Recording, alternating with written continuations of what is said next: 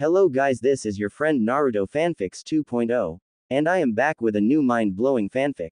Now let's start the fanfic, so enjoy this fanfic. Manji, you are the strongest person on this planet. Kagaya Otsutsuki's voice was crisp and clear, yet laced with an undercurrent of quiet desperation. If Ashiki Otsutsuki is allowed to continue unchecked, your world will eventually be destroyed. And I refuse to become a sacrifice for that monster. All I want is to live peacefully with the one I love. She lifted her gaze to meet Manji's, her eyes flashing with steely resolve. Why don't we join forces? We set a trap for Ashiki, and feed him to the 10 tails. When the divine tree bears its chakra fruit, it's yours. Kagaya extended her olive branch slowly, her gaze locked firmly on the young man before her. Manji's expression was grave. He watched her in silence, not uttering a single word, as though carefully weighing every advantage and risk of allying against Ashiki. The silence stretched on. Seeing that he still hadn't responded, a shadow of disappointment crept across Kagaya's face. She turned away slowly. In a few days, I'll be offered as a sacrifice to the 10 tails. If you change your mind, come find me in the land of ancestors.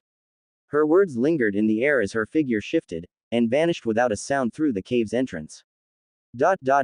Inside the cave, Manji sat alone on the cold stone seat, sinking into a long, heavy silence.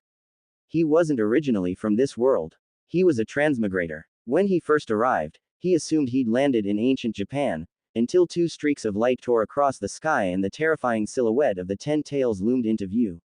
That was when it hit him. This wasn't ancient Japan at all. This was the primordial era of the Naruto world. From that moment on, Manji threw himself into the pursuit of power like a man possessed, driven by one singular obsession, to grow stronger, and to live forever. And fortune favored the relentless. Against all odds, he actually found Mount Myoboku. The sage art's legacy of Mount Myoboku set him on the path of cultivation, and his talent turned out to be nothing short of extraordinary. Not only did he master sage jutsu, he pushed sage mode to its absolute limit, a permanent state. No activation required. No time limit. Sage energy flowing through him at all times, as naturally as breathing. And then, as if fate wasn't done being generous, in the very same year he achieved permanent sage mode, the system arrived. It presented him with 2 choices. He had always believed that eternity itself was the ultimate art. 100 years of invincibility sounded thrilling, sure, but a century of reckless glory could never compare to savoring 1,000 years of quiet existence. He'd just arrived in the Naruto world. Naruto, Sasuke, Kakashi, Madara, Hashirama, all those legendary figures, he hadn't met a single one yet. Coupled with his deep-seated obsession with immortality, the choice was obvious. He picked the Immortal without a shred of regret.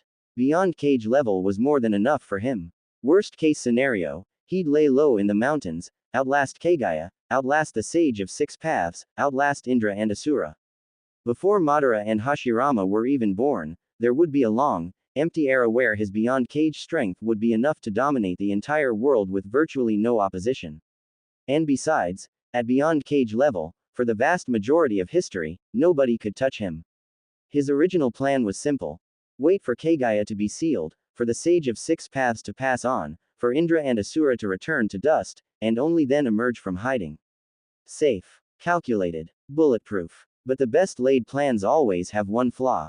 On one of his rare outings to help nearby villagers, he happened to cross paths with the Emperor of the Land of Ancestors, who was out on a stroll, with Kagaya at his side. The Emperor was just an ordinary mortal. He couldn't sense anything unusual. But Kagaya was different. She possessed the Byakugan and had seen more than most. One glance was all it took for her to detect the extraordinary power hidden within Manji. He'd wanted to immediately reverse summon himself to the Toad Sanctuary and escape, but it was already too late. And that was how Kagaya ended up at his doorstep. Do I help her, or not? Manji rubbed his chin, brow furrowed. Honestly, Ashiki Otsutsuki was ruthless and cunning, not someone to be taken lightly. Between Daikokuten's spatial manipulation and Sukuna Hikona's size-shifting ability, both were absurdly overpowered, capable of countering virtually every ninjutsu in existence. And in terms of raw physical combat, Ashiki could ragdoll base-state Naruto and Sasuke simultaneously without breaking a sweat. If Manji recklessly jumped in to help, there was a very real chance Ashiki would put him down with a few black rods and a couple of punches. The risk was enormous. But then again, He couldn't suppress the fire burning in his chest. The divine tree fruit. Kagaya ate that fruit and gained near infinite chakra and an immortal body, ascending to the absolute pinnacle of the shinobi world in a single leap. If I eat that fruit, could it break through the system's shackles and push me into Six Paths tier? The system had said it clearly. Unless he encountered a monumental opportunity, his strength would be forever capped at beyond cage. So, could this chakra fruit from the divine tree be that heaven-defying opportunity? If he got his hands on it, it would be an instant ascension. With my current strength, going one-on-one against a Shiki would be borderline suicidal.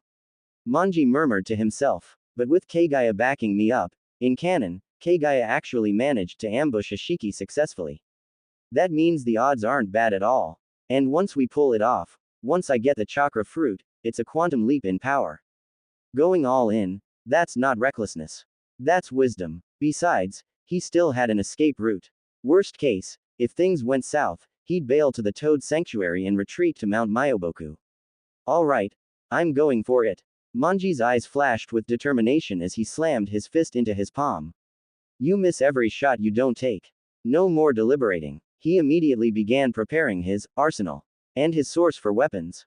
Naturally, his old friends at Mount Myoboku. After years of living in the shinobi world, he'd long since forged a deep bond with the toads of Mount Myoboku. Reverse summoning technique. No hand signs needed. Manji focused his intent, and the jutsu activated instantly. Mount Myoboku, bathed in its eternal daylight. The sacred mountain looked almost exactly like it did in canon. Mount Myoboku really is a paradise. In the original story, even when the infinite Tsukuyomi engulfed the entire world, this place was completely unaffected by its radiation. Manji navigated the familiar paths with practiced ease, making his way toward the Grand Toad Hall. Oh, Manji, you're here.